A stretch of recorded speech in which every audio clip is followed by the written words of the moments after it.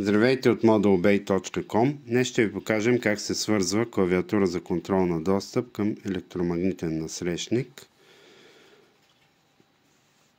Червеният кабел заедно с жълтия кабел от клавиатурата отиват на плюс 12 волта.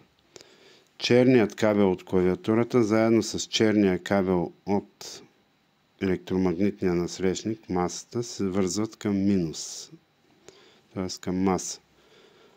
Оранжевият кабел от клавиатурата се свързва към червения кабел на електромагнитния насрещник. Включваме под захранване, ще ви покажем как действа. Разбира се, преди да демонстрираме включването на насрещника, трябва да си програмираме чип за контрол на достъпа. Това става последния начин.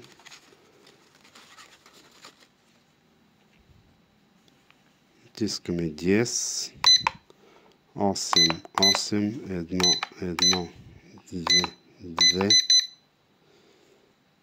5, 1. Номера на чипа, от който ще почнем да записваме чипове, е 001, т.е. първи чип. Доближаваме чипа. Натискаме DS два пъти.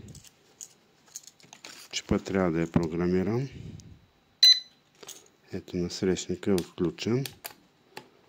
Като изтече времето, вече насрещника е заключен.